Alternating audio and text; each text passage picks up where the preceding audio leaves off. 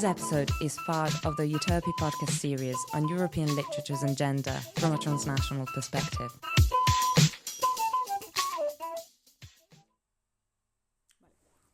Bueno, buenas tardes. Buenas tardes. Estamos aquí hoy con Aurora Camero. Aurora Camero nació en Bogotá, Colombia, en 1994. Migró a España a los 18 años y desde entonces vive en Madrid.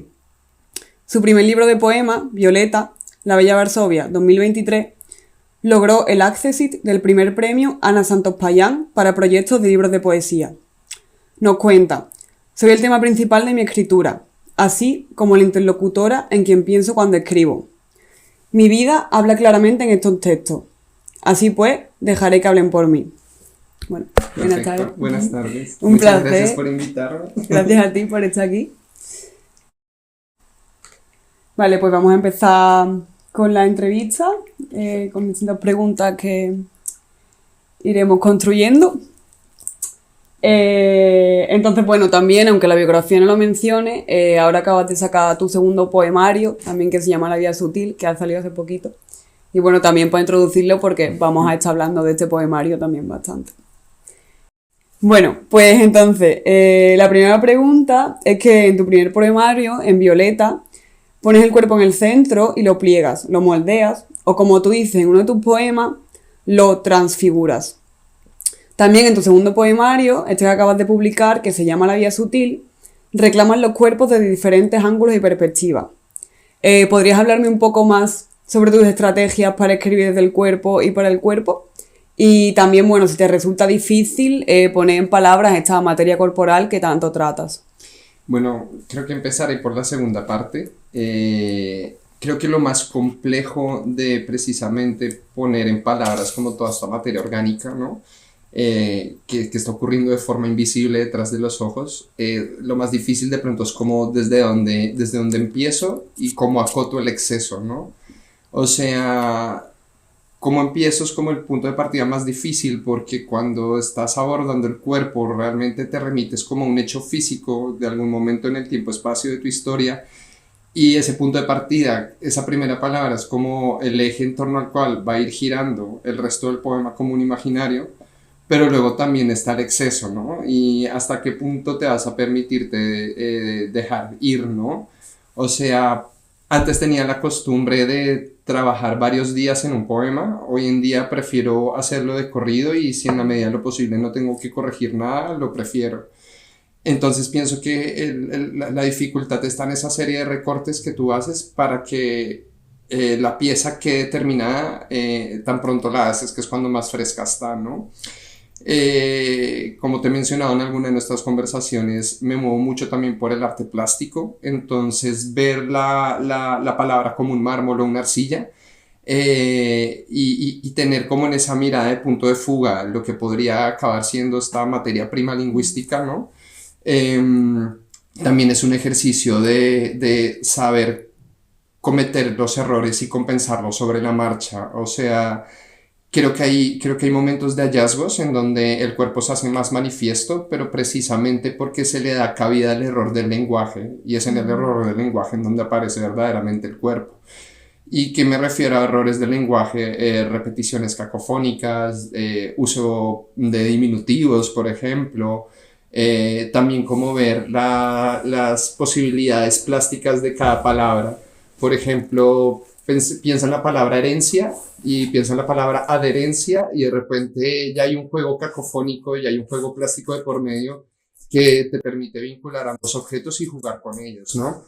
Entonces evidentemente hay como tres instancias para mí en el momento del nacimiento de esa primera palabra, que es escribir desde el presente o desde un presente que se está creando en el momento, escribir desde el sonido, que pienso que es como de ahí viene predominantemente la herencia corporal de mi poesía, porque nace directamente de un acto físico, de un balbuceo. Y en tercer lugar va como esa especie de sinapsis entre las palabras o sugerencia, ¿no? O sea, la idea de que el lenguaje no denote sino sugiera. Entonces de pronto yo respeto todos los tipos de poesía, y podemos encontrar dentro de la poesía queer también esta poesía un poco más serena, de las amantes, del deseo contenido, y siento que eso habla de un objeto congelado en el tiempo. Y a mí lo que me interesa mayoritariamente es lo explícito y pseudopornográfico, me conduce también a lo material de cada palabra y sus posibilidades, ¿no? Entonces es como perderle un poco, así como hemos encontrado literaturas en donde le perdemos miedo a lo kitsch o le perdemos miedo a lo tierno, también pienso que hay un momento en donde la falta de vergüenza hacia la sexualidad tiene que ser un componente fundamental, o al menos lo es dentro de mi literatura.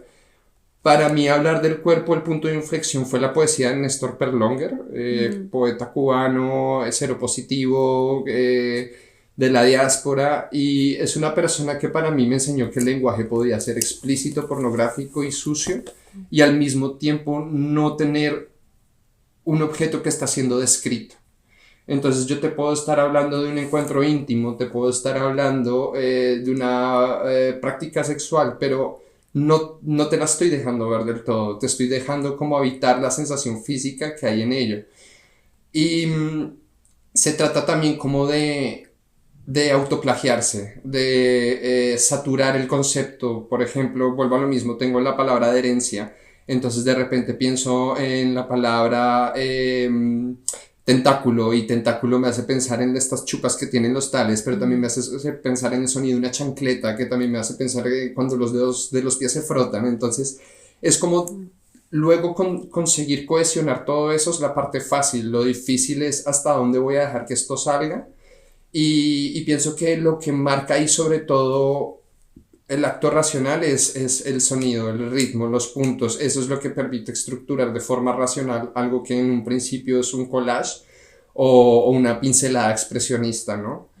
Pero básicamente eso, trabajo desde el presente, desde la saturación y sobre todo también desde la libertad del tópico.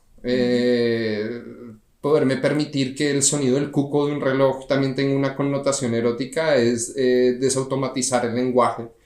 Y esas cosas luego se van quedando como un residuo de técnica, de tanto repetirlo, y va siendo cada vez más fácil. Al principio es más difícil, pero luego con el tiempo se sedimenta, ¿no? Bueno, muchísimas gracias por esa respuesta, y además, bueno, me fascina porque también la siguiente pregunta va en torno a eso, pero que estés trayendo como a colación todo el tema de lo erótico y también como lo pornográfico, pero de quitarle como esa connotación que también creo que es muy cis-heteropatriarcal de simplemente como centrarse en el acto sexual como tal en vez de verlo más allá y poder describirlo de otra forma, es algo que me fascina. Y bueno, hablando de esto, pues precisamente a mí me llama mucho la atención el juego que existe en tu poética con lo erótico. Y por esto, por lo que hemos estado hablando, de que si entendemos lo erótico no solo como una potencia sexual, sino como una especie de potencia de vida que puede permear nuestras acciones y relaciones desde una perspectiva que se aleja de esto que hemos hablado, de evidentemente todos los mandatos cis-heteropatriarcales, pues yo te quería preguntar ¿cómo crees que se incluye lo erótico en tu obra? Que bueno, que también nos ha hablado un poco, pero si quieres expandir. Y también, hablando más específicamente de lo sexual, la última parte de tu primer poemario, de Violeta, se titula Penetrabilidad. Y tu segundo poemario, según tú has afirmado, esboza las relaciones sáficas, en cierto modo. Entonces también te quería preguntar cómo es para ti esta transición desde esta penetrabilidad hasta este segundo poemario. Me fascinan siempre tus preguntas. Me permiten englobar muchas cosas. Entonces, lo erótico en mi contexto como persona género disidente y como persona migrante es la posibilidad de existir y sobre todo la autonomía corporal. La obtención de la autonomía corporal en un contexto donde es lo externo lo que nos invita a quedarnos estáticas, inamovibles y no disfrutar. El deseo, lo erótico, nos sitúa como agentes activas y agentes que proyectan también ese deseo y pasan de ser agentes pasivas determinadas por el ojo cis heteropatriarcal, ¿no? Pienso que también así como hay escritoras que necesitan una habitación propia, yo necesito una sucesión de cuerpos propios, o sea, y necesito que esos cuerpos tengan como la suficiente corporalidad como para que el día de mañana cuando alguien más los lea se sientan completamente autónomos y sea el lector o la lectora quien se meta dentro del texto y no el texto el que viaja hacia el lector. Ahí también hay una erótica, ¿no? En la Edad Media se pensaba como que el ojo agarraba los objetos y los metía dentro de sí. Para mí la erótica acústica, la que te someto desde el momento en el que lees mi poesía, soy yo invocándote a ti, lectora, soy yo trayéndote a mi lugar de juego. Entonces hay evidentemente una seducción, pero es una seducción incluso brusca, es una seducción que no tiene en cuenta la respiración de la lectora, que no tiene en cuenta su imaginario y que busca a través de la sobresaturación el hecho de que te veas imbuida de ese mundo interior, ¿no? Pero asimismo también es un elemento historiográfico de reivindicación propia, o sea, no soy el tipo de persona trans que le gusta, o el tipo de persona migrante que le gusta hacer distinciones entre sus etapas de vida, lo veo como un conglomerado y es la oportunidad erótica de la palabra la que me permite renombrar escenarios pasados y crear una historiografía de un continuo de esa erótica mía que en otros pasajes y en otros momentos de vida han sido silenciados. Entonces, en un tiempo iba de la mano de la ira, luego se mezcló con la ternura y de ahí nació la ternura visceral, esta necesidad táctil y sobre todo de las texturas donde busco reclamar la atención del ojo que me está leyendo, ¿no?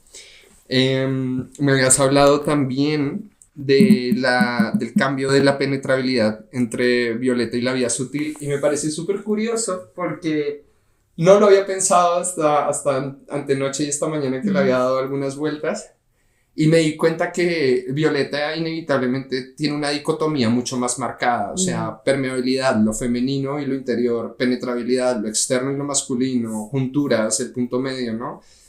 Y Violeta fue un libro, y aquí ya me voy rápidamente por las ramas, pero Violeta fue un libro que nació en un principio, en una época muy bonita de mi vida, en donde era todo el descubrimiento de mi identidad, ¿no?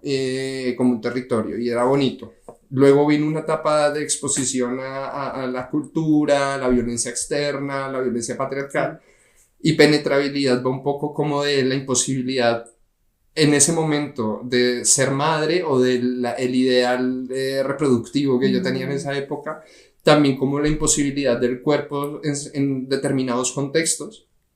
Y luego al final en Junturas es donde hay como una especie de rescate a través de la literatura de reconocerse a una misma como cuerpo que está pariendo la literatura. Y ahí como que hay ese medio cierre que ya en La Vía Sutil se convierte en un eje temático, que es la idea de la madre que es hija, que es madre, que al mismo tiempo odiada, al mismo tiempo cuerpo caníbal que se consume a sí mismo. Entonces la penetrabilidad pasa de el choque de dos segmentos, uno horizontal y uno vertical, que bien podría ser Violeta, pasa a ser a un acto caníbal y autofagocitante. También atravesado por el imaginario lésbico donde nuestros cuerpos se alimentan mutuamente, pero al poderse dos cuerpos lésbicos alimentarse mutuamente, el mío también puede alimentarse en soledad y también puede hacer un ejercicio de autonomía, de un deseo que puede nacer de una, proyectarse hacia una y consumirla a una al mismo tiempo. Entonces diría como que sí hubo una evolución de lo erótico permeado completamente por el cuerpo sujeto boyero, obviamente, pero también hubo una especie de claridad en torno a la idea de yo soy la madre de estos textos que muerden los dedos de los hombres, yo soy la que está creando este imaginario, pariéndolo y consumiéndolo, y el hecho de reconocerse a una misma como cuerpo gestante de esas ideas, van creando una idea de lo erótico distinto que se acerca más como a una idea, entre comillas, primitiva de lo que es el consumo del cuerpo lingüístico, pongámoslo por así decirlo, ¿no? El cordero sacrificial de las palabras. Entonces sí, diría que pasó de la noción de un acto físico a una ontología de lo caníbal. Wow. No sé, que la verdad que diseccionaría todo lo que estás diciendo, porque todas tus palabras me parecen impresionantes, así que gracias. A ti. Y gracias por eso, contarnos como con tanta pasión y tanta claridad a la vez como esta transición entre tu primer y segundo poemario. Y bueno, también me has comentado anteriormente que ya tienes como bastantes proyectos entre manos también, así que a ver en qué se desarrolla esto. Me interesa mucho el camino que va a tomar. Y ahora, moviéndonos un poco de eje temático, quería hablarte un poco más también de tu identidad como persona migrante. Y, por ejemplo, en Violeta hace referencia a la identidad andina. Esta pregunta es algo compleja, pero quería preguntarte cómo se conjuga para ti tu identidad migrante y también cómo atraviesa esta identidad tu poética. También, por ejemplo, en La Vía Sutil se habla del concepto de frontera, que es un concepto que a mí me interesa mucho y me gusta mucho trabajar desde él, ya que creo que hay muchas posibilidades de conocimiento y acción dentro de esa frontera. También me resuenan autoras como, por ejemplo, Gloria Alzandúa, que escribió mucho sobre este concepto como mujer chicana y también lesbiana. Entonces, yo que te quería preguntar, cuando hablamos de esta frontera, ¿qué se te viene a ti a la cabeza? ¿Qué imagen o qué palabras que te evoca? Y también, ¿cómo crees que se articula esta frontera más materialmente, pues, en tu poética? Vale, luego pasaré del oral a lo escrito porque hubo algunos apuntes que me suscitaron precisamente esta pregunta. Perfecto. Pero dándole un poco de espacio primero a la oralidad y también a lo espontáneo. Desde luego, si tuviera que responderte de buenas a primeras, cambiar de territorio supuso también cambiar el contexto de los ojos que me miraban. Si bien ya estaba viviendo un doble proceso, tanto por mi proceso de transición como por mi duelo migratorio, se ejercían dos tipos de miradas distintas, ¿no? Había una mirada interna que iba mucho más ligada al género y a la idea del paso de un cuerpo a otro, y había otra que se quedaba como recóndita y casi abandonada, que era como el proceso de los duelos migratorios, y cómo cambia la mirada que me mira desde fuera, ¿no? O sea, desde luego es bastante revelador llegar a un territorio nuevo y darte cuenta de tu colombianidad o de tu latinoamericanidad, e incluso llegar al extranjero y ser tomada por una persona árabe y no latina y vivir el racismo desde otra coyuntura que no tiene que ver con la latinoamericanidad, ¿no? Entonces, desde luego se te sitúa en el espacio del otro y era un espacio que ya de por sí habitaba doblemente, ¿no? Pero una vez leí tu pregunta se me ocurrieron estas cosas que era básicamente la frontera es el espacio de lo posible, pero asimismo también es un lugar de retorno. La frontera es de donde bebe el imaginario y también es donde habita la posibilidad de imaginarse lo distinto. Es el espacio del sueño y la memoria. Con esto, ¿qué quiero decir? O sea, es como una especie de escenario mental donde convive un imaginario que tú has ido construyendo por partes para definir cuál es tu territorialidad, cuál es tu arraigo, que nada tiene que ver con los estados nacionales, tiene que ver más con la comida, con la música, con la infancia que tuviste, ¿no?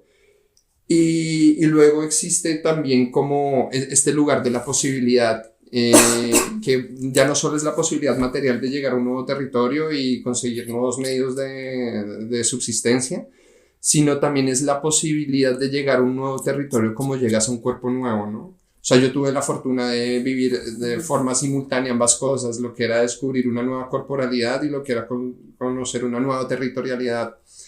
Y desde luego en este juego de espejos hay muchísima autoodio, hay muchísimo racismo interiorizado, hay muchísima transfobia interiorizada, que luego de forma inevitable te das cuenta que también tiene que ver con el status quo al que estás respondiendo dentro de tu cabeza en ese momento.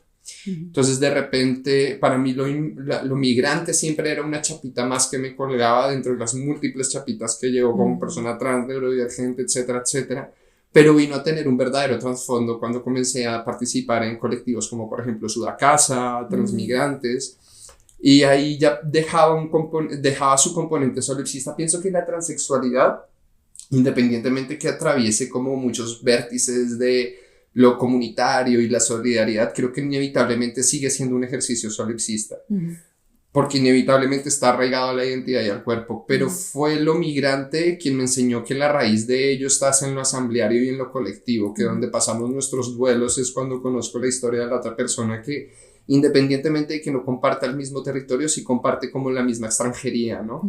y digamos como que en un sentido más de decorado habito mi obra y como hilo conductor de pronto en trabajos que ahorita estoy haciendo más relacionados con migración, o sea, pienso que La vida sutil es el punto medio entre mi primer libro de despertar identitario y el tercer libro que va más de la mano de lo comunitario y lo migrante.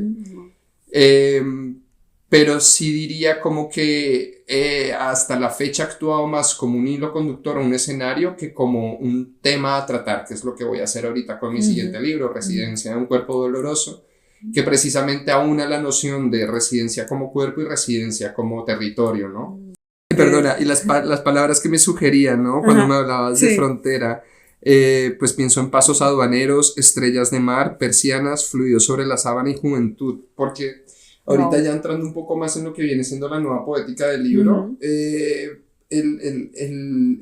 territorio está yendo ligado en esta narración con las posibilidades del deseo. Como yo sin papeles puedo ser una lesbiana operativa, ¿sabes? ¿Qué espacios qué lugares de esparcimiento ocupo, pero sigo siendo una ciudadana de segunda categoría?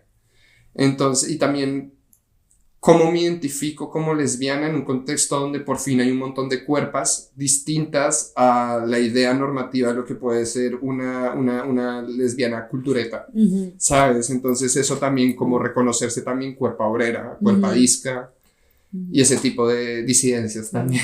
Todos los tipos de cuerpos que existen, ¿no? Que al final es algo importante. Que eso, gracias por desvelarnos el título de tu tercer libro, creo que se te ha escapado ahí, así que ya lo sabemos. Qué ganas de leerlo también.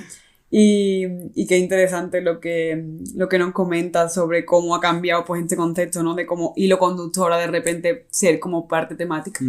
También creo que será muy interesante, ¿no? Como leerlo de repente como eje central, a ver cómo lo exploras.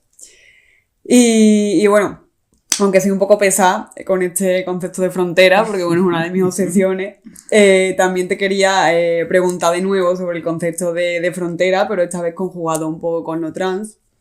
Entonces, pues, si imaginamos lo trans como también algo que desborda y como que desterritorializa, nunca digo bien esta palabra, pero bueno, que es un poco lo que pasa con el concepto de la frontera, ¿no? Esto también participa en esta frontera material que ocurre en el cuerpo, que es precisamente lo que nos acabas de contar también. Entonces, me gustaría preguntarte cómo crees que juegan de nuevo otra vez o cómo se interpelan pues lo fronterizo y el cuerpo trans. Y también que qué posibilidades poéticas podemos encontrar en este juego que bueno, yo creo que puede ser algo muy bonito, ¿no? Para habitar desde lo poético también vulnerable y también lo poético fuerte, ¿no? También como potencia, no solo como vulnerabilidad, no en el sentido de bueno, sino también como de reclamarlo, ¿no? Pues me parece fundamental tu pregunta porque cuando le estuve dando vueltas precisamente pensaba y decía ¿de qué sirven estos paralelismos? Y lo primero que me vino a la cabeza fue como de descontextualizar la idea de disforia. O sea, pienso como que los feminismos atravesamos una transversalidad tan amplia que se cruza la salud mental, los cuerpos con diversidad funcional, las cuerpas gordas, las cuerpas en regímenes médicos, las cuerpas trans, las cuerpas migras. Y todo esto lo que nos enseña es como que hay una sucesión de huellas o de trasvases en donde ningún cuerpo, a no ser que tenga las circunstancias materiales óptimas, y a eso me refiero a dinero, todas esas cuerpas siempre van a encontrar un pequeño escalón donde verse deslegitimadas, segregadas y sobre todo no válidas, ¿no? Entonces, pienso que eso por un lado, pero por otro lado también es importante que existan las palabras porque son recursos. Sí, perfecto, lo apoyo también, pero es importante también comenzar a socializar fuera del trauma. O sea, no sin el trauma, sino fuera del trauma, y comenzar a entender que podemos tener una disforia en torno a nuestra identidad de género, pero también una disforia territorial o una disforia de la movilidad de mi cuerpo en función a los ejes de trabajo a los que puedo acceder. O el masking dentro de las personas neurodivergentes, ¿no? O sea, hablamos mucho de masking también dentro del TLP, el TDA, y cómo nos volvemos operativas dentro de un sistema capitalista que en realidad lo único que está haciendo es meter el dedo en la llaga y someternos a más presión. Entonces, en ese sentido, también nos permite aunar luchas, vincularlas unas con otras, saber que de repente por X o Y motivo que tú hayas decidido llevar esta transición, también tener en cuenta que hay ciertos elementos externos que bien pueden estar haciéndote sufrir y que no vengan necesariamente de la idea de lo que es una mujer, sino de lo que es la idea del norte global, de una vida óptima y sobre todo lo que vuelvo a insistir, atravesada por el capital, ¿no? O sea, por otro lado también siento como que abordar estos ejes temáticos nos permite hacer un desplazamiento de la escala de valores según los cuales operamos y defendemos, y también darle la oportunidad a gente que nunca tocaría nuestro contexto, gente cis heteronormada, operativa, XY, lo que tú quieras, que también vean que no están a salvo dentro de este sistema por el cual se sienten amparados. Como decía una compañera, estábamos viendo un reality sobre una persona ciega que se estaba relacionando con personas videntes.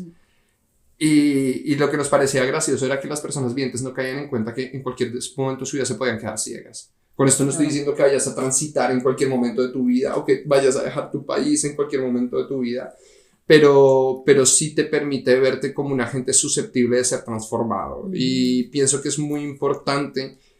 Nosotras actuamos como megafonía de muchas voces que hay detrás de nosotras, pero las personas que nos están dando la estructura material para poder tener esa megafonía sigue siendo blanca, sigue siendo cis hetero, sigue siendo gente normada.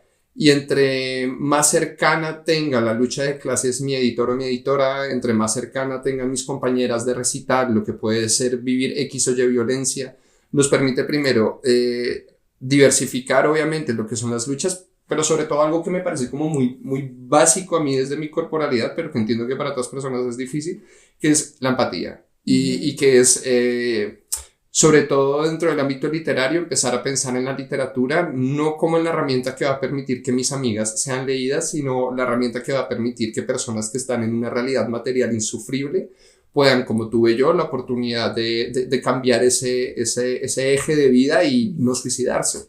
¿Sí me entiendes? Entonces, pienso que colectivizar las luchas y en ese sentido hacer el paralelismo entre cuerpo y migración es fundamental. Y luego también para que nos replanteemos como miradas críticas y personas que construyen cultura, mirar qué tan rápido cambian las características que hacen que un cuerpo sea válido o no. Y a eso me refiero a la burocracia. Entonces, ver con la facilidad con la que somos empujadas a la marginalidad desde lo arbitrario que puede llegar a ser el Estado, y como personas críticas que la literatura no solo nos nutra, sino que nos militarice, ¿no? Un poco. O sea, siempre hablo de que la literatura tiene que servir para crear unidades de familia paraestatales, ¿no? Y eso, básicamente, sí. Sí. Gracias por terminar con esta idea un poco más como comunitaria y de comunidad, porque a mí también la literatura me parece como una herramienta brutal, también como para conseguir este tipo de comunidad. Y para también, bueno, darle voz efectivamente a diferentes realidades corporales, materiales, que también me parecen súper importantes. Y también lo que has comentado, la burocracia, es que, wow, ¿no? O sea, cómo es al final, para una persona migrante, el tener que pasar como por este calvario de simplemente enfrentarte a un señor que no le da la gana de firmar los papeles, ¿no? Y que ese no dar la gana de firmar los papeles es tu salud, es tu posibilidad de trabajar, es todo, o sea... Y también la siguiente pregunta pues iba un poco a conjunción con esto y de un poco pues esto, ¿no? Identidades más, digamos, queer desde lo europeo. Porque también hace poco me comentabas que la identidad de la monstruosidad en conjunción con lo trans pues era una idea como muy manida y muy blanca, ¿no? Que tú preferías términos como mutante o metamórfico. Que esto me recuerda mucho a la escritora de Colonial, Micaela Drullar, y en cómo efectivamente... Este binarismo de género al final fue impuesto por el régimen colonial, que también es algo que se ha estudiado bastante de los estudios de género, ¿no? Y también reflexionabas y nos contabas ahora acerca de este duelo migratorio que te tocó vivir y un duelo que dices que no sientes cuando hablas sobre tu proceso de transición. Y creo que es importante que la Academia Europea, como hemos estado diciendo, pues traiga reflexiones sobre las disidencias migrantes y LGTBQ+. Ya que los espacios LGTBQ+ europeos pues pueden ser muy blancos y violentar a personas migrantes. Entonces, bueno, creo que nos has comentado un poco, pero si te apetece entrar un poco más en detalle o expandir un poco sobre cómo has vivido tú en particular estas tensiones entre pues lo queer y lo blanco, lo migrante. Y también si crees que la poesía puede ayudar a construir puentes que ayuden a habitar estos espacios de otras formas, que bueno, ya nos han dado un poco de atisbo de que sí, ¿no? De que creemos en la poesía y en la literatura y en su poder transformador. Pero bueno, a lo mejor puede ser guay pensar incluso juntas como alguna estrategia, ¿no? Que pueda hacer la poesía. O sea, partiendo de los puentes hacia la primera pregunta, pienso como, o sea, siempre vuelvo a esta máxima con la que no estoy de acuerdo y que siempre me gusta reformular, que siempre dice como que lo que no existe, lo que no está nombrado no existe, ¿no? Y yo pienso de hecho que lo que no está nombrado existe y con una urgencia de ser nombrada que no tiene comparación, ¿no? Entonces, en mi caso, voy a decir que el proceso de transición me permitió blindarme emocionalmente del duelo migratorio. Con esto a qué quiero ir. Voy a pasar de lo personal, luego ya a lo macro social, ¿no? Pero a nivel personal resultaba mucho más sostenible el hecho de estar en cuestionamiento de género, el hecho de performar de formas en las que jamás había pensado y darme como esa vía libre e incluso sufrir esa ruptura de placenta y ese dolor en la piel de estoy acercándome más a la imagen que deseo de mí, que no deja de ser un proceso doloroso y hermoso. Pienso que todo eso me sirvió de blindarme emocionalmente del proceso migratorio, porque el proceso migratorio creo que en mi caso concreto es de las cosas que más me han dolido en la vida y que menos procesadas tengo. Lo hablábamos en la presentación de La Vía Sutil, de cómo yo pensé que había escrito un libro de amores sáficos y en realidad era un libro de duelo migratorio y amor propio. Y de cómo muchísimas veces, al menos en mi experiencia personal, he utilizado, no en un sentido peyorativo, pero muchas veces he utilizado las rupturas con vínculos como una manera más sostenible de hacer un duelo sostenido en el tiempo, valga la redundancia, de ese duelo migratorio que nos ha querido encarar, ¿no? Entonces, me resultaba más fácil atravesar 3 rupturas en un año que tirarme un año sola pensando en lo difícil que estaba haciendo hacer ese proceso, ¿no? Más aún me vine con 18 años, mi familia toda estaba allá, entonces también la búsqueda del otro, pero ese otro que está conmigo, y me refiero a eso, a las asociaciones migrantes, los grupos disidentes migras. Yo vine a vincularme realmente con esos grupos casi 10 años después de haberme venido a España, pero porque también existía este componente clasista y eminentemente chauvinista latinoamericano de júntate con los españoles. Y claro, yo me juntaba con los españoles y con todo el respeto, o sea, somos un estado plurinacional, yo ya tengo mi ciudadanía y puedo hablar de los españoles porque también soy española. Pero a lo que voy con esto es que yo iba a estos entornos, al principio universitarios y todo, y por un lado evidentemente no encajaba, los imaginarios no eran los mismos y la dificultad comunicativa y el racismo se hacían palpables, pero al mismo tiempo en una contraposición de ese racismo interiorizado no iba a juntarme con los círculos migras, con los círculos, y eso que también me movía en espacios ocupa, pero siempre existía este componente peyorativo de me voy a acercar al otro más lejano en vez de al otro que tengo más cerca, ¿no? Entonces a lo que iba con esto de que las cosas que no tienen nombre se mueren por ser nombradas, hacer mi proceso de transición fue muy fácil en cuanto a manejo de conceptos, centros de difusión de información, incluso espacios seguros donde habitar, ¿no? Pero lo jodido fue encontrar palabras para definir el duelo migrante. Yo no sabía que eso existía, o sea, yo no sabía que uno podía doler un territorio y sobre todo no doler el territorio que dejaste, sino sus posibilidades abiertas que no acabas de habitar por la misma violencia que te trajo aquí.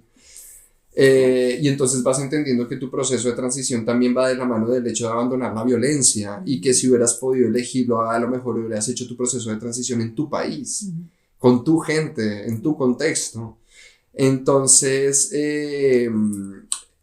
desde luego pienso que la importancia que tiene la poesía y la literatura migra en este momento es enseñarnos a las diferentes generaciones que nos estamos formando aquí o que queremos formar diferentes modelos familiares en territorios de ultramar extranjeros, es precisamente tener las herramientas para poder hablar de ello, ¿no? O sea, siempre hago la apología de que existe esta historiografía de lo trans que estamos construyendo, ¿no? Desde Stonewall, casos incluso anteriores de la antigüedad, incluso estudios decoloniales que nos enseñan que había más de un género en ciertas culturas ancestrales, pero también existe entonces esta necesidad de hacer una historiografía de nuestros abuelos y abuelas migrantes. Y por ejemplo, cómo se ha transformado el estatus de migrante a lo largo del tiempo, cómo de repente en el boom latinoamericano, de repente le dan el pasaporte rojo a Neruda sin ningún problema, y cómo hoy en día somos unos parias. O sea, de cómo hace un tiempo no hacía falta visado, de cómo hace un tiempo no existía la zona Schengen. Y hay una sucesión, o sea, pasaporte, control aduanero, zona Schengen, zona euro. Existe todo este tipo de palabras que nuestras ancestras han ido recorriendo, pero que nuestras juventudes siguen sin denotar. Entonces, una persona trans hoy en día pues puede hablar de la maleabilidad del género, puede hablar de orientación sexual, puede hablar incluso de su cuerpo monstrua, ¿no? Pero vuelvo a lo mismo, me gusta lo metamórfico y me gusta más bien lo mutante, porque el cuerpo migrante también es cuerpo mutante, es cuerpo que cambia bajo la mirada externa. Y ya aunando todo esto para responder a tu pregunta, para mí ambas cosas se vinculan desde el retorno a lo natural y la destrucción del miedo a la carne. O sea, y esa es una de las máximas de mi poética y se va a mantener siempre, la destrucción del miedo a la carne. O sea, la migración de las mariposas es un hecho natural, la migración de las ballenas es un proceso natural, que algunos peces o algunos reptiles cambien de género porque el macho de la manada se ha muerto es un proceso natural. Entonces es una especie de, no un regreso hippie a la naturaleza, sino más bien un regreso intelectual a la idea que hemos construido de lo que es un hombre, una mujer y la libre circulación, y todas esas pajas mentales de construirlas porque precisamente no estamos habitando en ellas. Y el día de mañana que, por ejemplo, el señor español le dio por enamorarse de una ecuatoriana, ese día esa persona va a comenzar a vivir esas violencias transversales que de otra forma o de otro tipo de asociación jamás hubiera tenido. Entonces mejor tener una sociedad preparada para que sea excluida en algún momento que tener una sociedad que piensa que el status quo es algo que se va a mantener de forma constante, ¿no? Sí. Claro, al final también se trata de eso, ¿no? De construirnos juntas como cuerpos críticos, ¿no? Y como cuerpos críticos en comunidad también. Y la idea esta que comentas como, me encanta, o sea, de volver a naturalizar no en plan hippie, sino como de verdad también, como ser capaces de ver como la propia diversidad natural, ¿no? Que yo creo que también como que actualmente está mucho Sí. la trampa esta también, a veces bastante tránfoba, ¿no? De en plan de, vale, sí, la naturaleza y los géneros y tal, y la tierra y la madre tierra, no sé qué, Y el es como... power. Total, es como al final estás tergiversando en plan, para tu feminismo, pues bastante Claro. blanco a veces también, ¿no? Entonces, bueno, pues sí, gracias. Bueno, ya cambiando pues bastante de tema, cambiando un poco radicalmente de tema. Ajá. También a mí me gusta mucho que bueno, creo que tú bebes de otros tipos de formas artísticas y que eres un artista, vamos, en toda regla, con muchas cosas más. Gracias. Entonces también sé que te interesa mucho el collage. Ujú. Y a mí me gustaría preguntarte si tiene algo que ver para ti pues el collage con la poesía. No, porque yo en cierta forma cuando me sumerjo en tu poesía, pues también me parece que esta bebe mucho de la forma de composición del collage, como esta fragmentación que evoca lo visual. Ujú. Y también has mencionado anteriormente que tú concibes tu escritura como una práctica que se acerca pues a la escultura. Ujú. Entonces quería preguntarte si podrías hablarnos algo más sobre este contagio pues entre diferentes formas artísticas, cómo ves que se co-construyen el collage, la poesía, Sí. la escultura, un poco... Supongo que cuando las veces que me he referido a escultura, muchas veces la gente piensa en el bloque de mármol y Miguel Ángel cincelando. Y a lo que me refiero realmente con escultura cuando pienso en eso es, como mencionaba anteriormente, como abrir la posibilidad al error. Es decir, te cargaste este trozo de mármol, arrancaste mal este trozo de tela que ibas a pegar. En vez de estar pensando en qué solución vas a darle, piensa más bien como en qué posibilidades te permite habitar eso fuera del mapa que ya tenías preconfigurado, ¿no? Y más aún, por ejemplo, el collage, que es una práctica, tengo una anécdota muy bonita porque cuando hice la portada de La Vida Sutil, el primer collage, hubo una parte que no me gustó y le prendí fuego y casi se prende la mitad del collage fuego y por eso tiene unas quemaduras. Y luego tuve que irme a comprar otra vez la misma revista para volver a aprovechar la imagen. Pero si no hubiera habido la cavidad ese error, no hubiera tenido yo la voluntad de terminar el trabajo y no hubiera llegado como a la posibilidad plástica que eso tenía, ¿no? O sea, creo que la escultura y el collage me han permitido hermanarme con la idea de que la obra nunca va a estar terminada del todo, que precisamente ese es el hueco que llena la lectora. Y por otro lado hay también un componente como do it yourself, que en este sentido me recuerda mucho a Georgia O'Keeffe. Georgia O'Keeffe no solo pintaba estas flores y que aparte pintaba huesos, pintaba más cosas que huesos y flores, pero Georgia O'Keeffe no solo se encargaba de crear sus obras, sino que se encargaba de la elaboración de los diferentes pigmentos, de cómo iba a conservar esa obra, de los tipos de dónde iba a comprar o producir sus lienzos. Entonces es una artista que está desde el minuto uno en todas las etapas de su obra. Y eso es un privilegio que me permitió La Bella Varsovia y Anagrama, que era como ya no solo estar en todas las etapas de producción literaria, sino incluso estar en la parte de cómo se va a presentar este libro. Y muy pocas veces he visto que de pronto una editorial le dé una oportunidad a una de sus autoras de hacer esto. Y precisamente creo que ahí hay un vínculo mucho menos sacro y mucho más corpóreo, en el sentido de que ya no estoy aspirando a una obra abstracta, no, eso ya es fruto de mis propias manos. Entonces se sacraliza el poemario y el poemario se trae más a lo vivencial y entonces lo vivencial hace que lo explores de una forma mucho más lúdica. Y en este sentido voy a vincular otra vez con lo erótico de lo que estábamos hablando antes.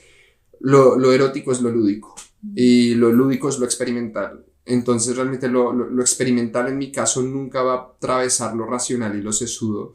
Siempre va a ser parte del juego de las sugestiones, de los juegos de avalorios y al mismo tiempo de cuán bien me lo estoy pasando ahora.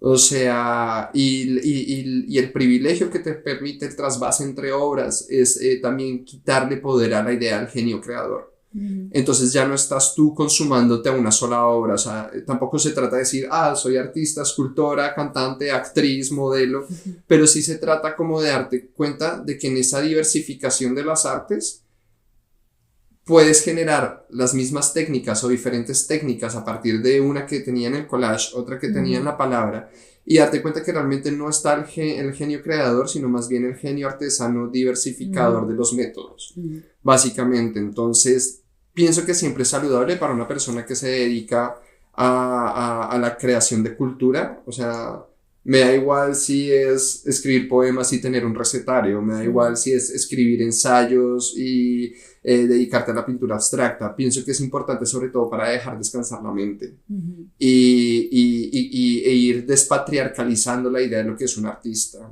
porque creo que venimos de una historiografía en donde los artistas han sido madres, mujeres que trabajan jornadas enteras pero también sostienen un hogar, mujeres que migran, o sea, siempre hemos habitado la diversidad y la diversificación de esas artes y la diversificación de esos tiempos. Y también identificar que en las franjas mínimas de tiempo que nos permite el capital hoy en día, una especie de lucha o resistencia contra esa depresión sistematizada es darte cuenta de que tu trocito de papel cuenta. Pongo por ejemplo la evidencia de un compañero que es artista visual, solo que no sabe que es artista visual porque no pone en circulación su trabajo. Y entonces pienso que es una persona que no sabe identificar que lo que está haciendo es trabajo, que ese trabajo le podría impactar de una forma positiva en su vida y que todas estas cosas bellas no están ocurriendo porque seguimos pensando que la producción de capital es el uso más útil del tiempo que tenemos. Pero en realidad esto que estamos haciendo en este momento, el trabajo que estás haciendo tú, el trabajo que yo hago en casa, precisamente son como pequeñas resistencias contra la normativización del trabajo, ¿no? Wow. Me encantaría hablar más de esa idea. Qué guay, pues a mí la verdad es que también me fascina los collages, pero tengo que buscarle más tiempo, porque es como, bueno, no sé, me parece algo como súper inspirador y que contagia mucho.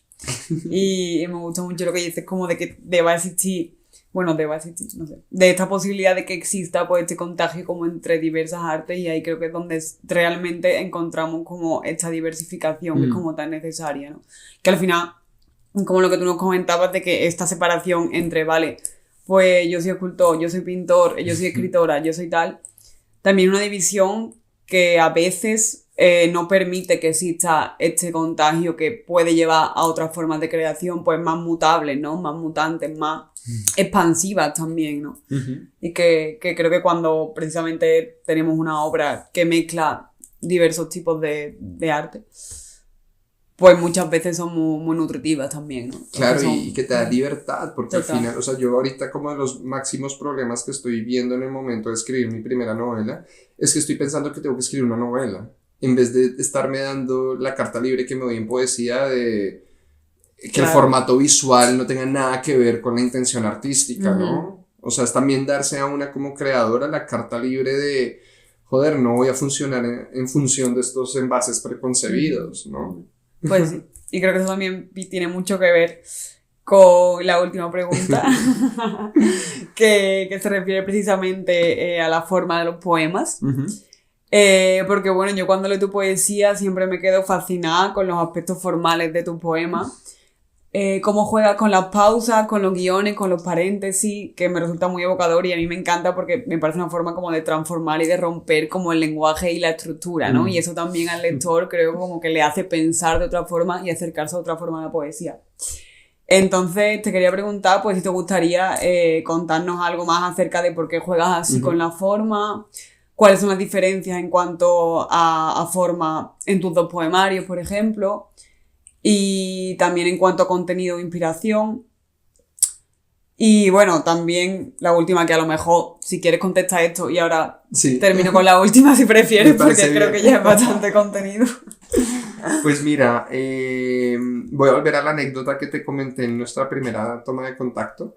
Yo venía de poemas kilométricos, pro latinoamericanos, pro migrantes, bastante fálicos en su distribución dentro de la página. Y eran poemas para ser leídos en voz alta con un público, entonces evidentemente había este componente de cascada, visualmente también, verso libre sobre todo, ¿no? Y no obstante siempre había una cacofonía interna que pujaba por salir, pero que la estructura del verso no le permitía. Años más adelante, cuando ya estaba en una época un poco más recogida, me dediqué a escribir textos que solo iba a leer yo. Y por un tiempo el hecho de escribir sola me permitió también identificar esas estructuras cacofónicas que son implícitas a mi forma de escribir. O sea, esto también se trata de identificar dentro de lo que sabes hacer qué es lo que mejor se te da. Y dentro de lo que mejor se me daba era esas estructuras bastante empíricas de cómo funciona el sonido, ¿no? Entonces me di cuenta con en Violeta, por ejemplo, que está dividido a punta de slashes, me permitía mantener, porque me gusta mucho la idea de vasos comunicantes y sucesión de bloques que sí comparten un eje temático y una consonancia, pero que también están autocontenidos. O sea, para mí la memoria opera como el ojo roto de una cámara y la memoria funciona en desorden desde la perspectiva del presente, ¿no? Entonces miramos hacia atrás y ponemos en orden esos pequeños estímulos que hubieron en un momento, y de repente acercándonos a ellos podemos terminar de leer el texto, y cuando nos alejamos de ellos es donde identificamos que es fragmentario, ¿no? Pero no en el momento en el que estamos plenamente sobre ellos, en ese zoom sensorial, ¿no? Entonces, ¿qué pasa? Estos párrafos que me permiten estos pequeños zoom, hagamos de cuenta que lo ponemos en una especie de vidrio de microscopio y podemos acercarnos. También dentro de esa estructura necesitaban una respiración, y es una respiración que va completamente de la mano de la forma en la que yo quiero que se lea el poema. O sea, soy completamente egoísta con mis lectoras, o sea, el único espacio que le doy es para que imaginen lo que se puede derivar de ahí, pero la estructura, la base, la escenografía está montada de forma liberada para que vayan por donde yo quiero y acaben donde ellas quieran también, ¿no? Entonces Violeta empezó con estos párrafos con slashes que me permitían respirar, pero luego habían como versos que no es que yo fuera a quitar, pero que de pronto no escribiría. Si estamos hablando de que estoy escribiendo para mí, hay pequeños mensajes cifrados en un paréntesis, y luego hay dobles paréntesis que es como lo que está aún más cifrado, o sea, y no es algo que yo borraría, es algo que dejo explícito, pero es algo que me estoy contando a mí, y ahí excluyo completamente a la lectora.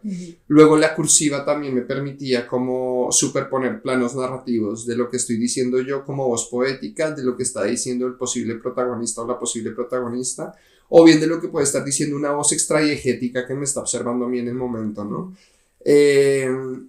Entonces, tanto en Violeta, pero ya en La vida sutil de una forma más transgresiva, me remonto a lo que me decía un compañero que me decía, es que claro, en La vida sutil no sé si estás hablando tú, si está hablando tu amante, si está hablando un aquello, si hay un ello interior que lo está mirando todo. Y yo decía, es que es precisamente eso lo que está ocurriendo, o sea, lo que está ocurriendo aquí es un fraccionamiento del yo en todas sus multiplicidades, precisamente porque quiero dar como la imagen más completa. ¿Y cómo voy a dar una imagen completa tomando una fotografía? ¿No? Tengo que tomar múltiples fotografías desde diferentes ángulos, en un ejercicio mucho más cinematográfico en ese sentido.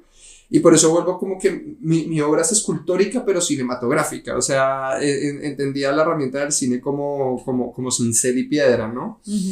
Y bueno, digamos como que en La vida sutil ya me quise quitar las muletas de los guiones, ya mi interés era que fueran los puntos los que fueran determinando eso. Y luego tuve que chocar con una mayor instancia, que era la instancia de la edición del libro como tal y de cómo inevitablemente tienes que hacerlo legible para el público. Entonces hubo, por ejemplo, La vida sutil estaba todo en cursiva, todo el libro en cursiva. Y mi editor dijo, pues no es o sea, estéticamente de pronto no es la idea que sea más appealing para el lector, ¿no? Y luego había una especie de sucesión de puntuaciones rotas que por un lado eran estéticas, pero por otro lado lo voy a reconocer, no sé manejar bien los puntos de los signos de puntuación. Y creo que hay que también como escritoras ver ciertos beneficios, ¿no? Tenía una compañera que todo el rato hablaba en hiperbatón, entonces ponía como invertida el orden de las metáforas de X o Y forma. Y eso que ya veía como una condena, yo lo veía como una posibilidad lingüística. Y a mí el hecho de pronto de no saber manejar muy bien los signos de puntuación, o que visualmente me irrita que después de un paréntesis tenga que ir una mayúscula y diga por mis ovarios que va a ir una minúscula después del paréntesis, pues también es una especie de, o sea, ¿cómo voy a escribir del cuerpo si las palabras no se parecen a esa rebeldía orgánica de no querer estar contenida? Sobre todo, ¿cómo voy a escribir cuerpo con mayúscula? O sea, es algo que estéticamente me chirría. Entonces, todas esas decisiones que en un principio eran decisiones para que yo estuviera cómoda escribiendo, luego fueron llenándose de connotaciones y de argumentos estéticos. Pero es que vuelvo a lo mismo, la técnica viene después, todo el tiempo. Y la estética aún más. Entonces se ha condensado eso en una especie de filosofía artística de cómo me gusta poner visualmente mis poemas. Sí, empezó de esa forma, no, empezó como pura comodidad y puro capricho. Bueno, que ya está, o sea, también como una forma, pues al final súper legítima de que aparezca, ¿no? En plan, como de tu comodidad y como después eso, pues precisamente como que tu poética lo va construyendo, ¿no? Y puedes precisamente trabajar a partir de la poesía, ¿no? En plan, vale, comodidad, sale la poesía y ya de repente está construyéndose algo ahí, ¿no? Como que yo lo percibo un poco así. Es que es como, yo qué sé, estás haciendo un collage y pones un trozo en una esquina y alguien te dice, es que tienes un sentido de la composición increíble. Y en realidad es como de, no, es que me daba toque. Es que necesitaba girarlo en ese ángulo, claro. O sea, donde tú estás viendo arte, yo estoy viendo como la expresión máxima de mi comodidad y mi capricho, ¿no? Increíble, bueno, los puntos de vista es lo que son, ¿no? Efectivamente. Exactamente. Ya si nos ponemos a pensar sobre algo, podemos hacer de todo. Exactamente. Y bueno, la última pregunta, aunque sea curioso porque siento que ya hemos hablado de un montón de cosas, pero precisamente pues volviendo a lo más primario de todo, creo. Te quería preguntar sobre la diferencia o la inspiración de los títulos de tu poemario. ¿Por qué Violeta y por qué La vida sutil? O sea, vuelvo a lo mismo y no es como por desanimar a mis posibles lectoras. Pero sí, siempre pienso que las cosas vienen después, ¿no? O sea, Violeta se llama Violeta porque de repente de los 10 poemas que mandé como pequeño abrebocas a lo que podría ser el primer premio Ana Santos Payán para proyectos de libros de poesía, de los 10 poemas se quedó solo uno, que es uno que creo que es el tercero de la primera parte, que empieza como hasta que supe mi sexo y el antílope bajo de la pirámide de Jade. En ese poema en concreto, como era un libro de las sensaciones, se me acercó directamente al final del poema el color violeta, violeta, violeta. Pero luego comencé a necesitar de notarlo. O sea, todo es autorreferencial, todo es autoplagio y todo es fascinación por otras escritoras. Alejandra Pizarnik tenía su lila. Y yo estaba obsesionada con la lila que era flor, con la lila que era color, con todas las lilas que tenía Alejandra. Y yo dije, yo quiero mi propia flor. O sea, mi poética se merece su propia flor, su propio color. Y el lila y el gris estaban tan marcados por la poética de Pizarnik, y el azul era tan Mallarmé, que de repente dije, ¿cuál es el color? Y volví sobre el poema que ya estaba escrito y me di cuenta que daba muchísimo juego. O sea, el violeta como flor, como temperatura, como color, como destino gráfico, como destino sonoro. Entonces, y luego también me parecía como bonito, ¿cómo vas a definir tu sexo? Has estado hablando de tu sexo a través de toda esta sucesión de sugerencias. No hay una orgánica que lo defina como tal, que mejor que ello una sensación, ¿no? Entonces se quedó violeta precisamente por eso.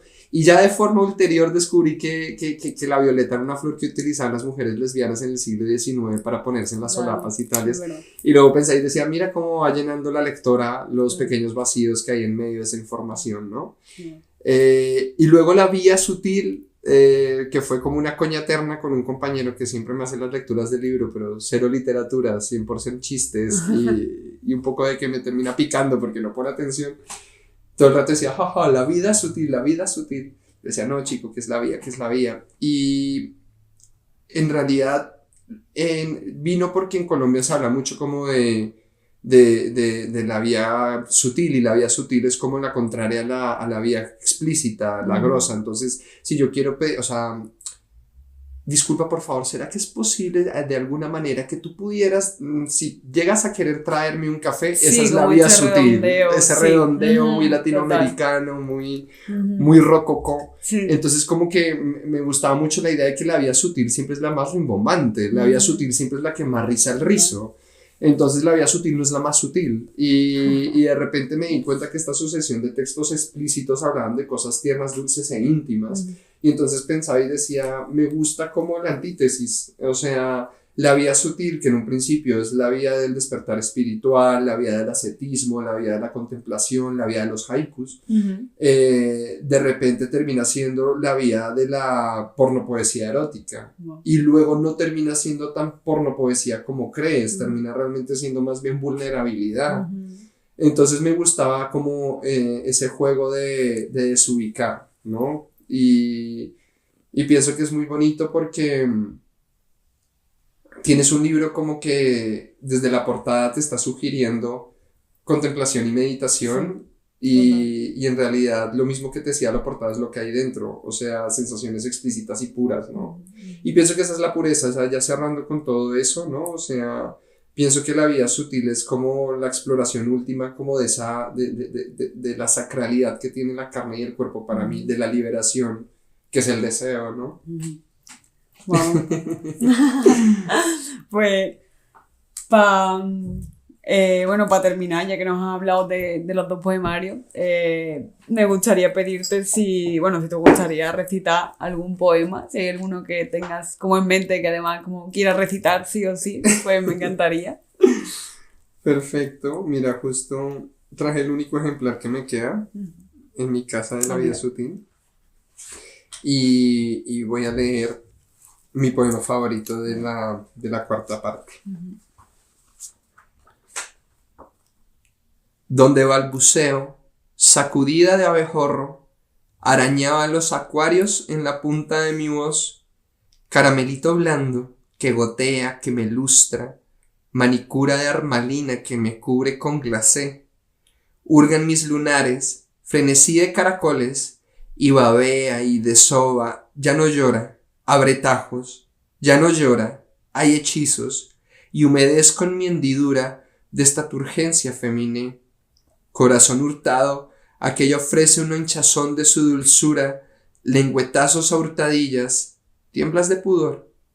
El alma duele, Donde está clavada su aguja pica y pica y pica. Estamos dentro de nosotras, esperando a que chorree sobre el pubis puntillitas de rocío. Gracias. Qué guay. Muchísimas gracias. Muchísimas gracias por todas tus respuestas, por todo este rato y por esta maravillosa lectura. Y nada, que espero que nos acompañes muchísimo tiempo con tu literatura. Muchas gracias, de verdad. Muchos éxitos.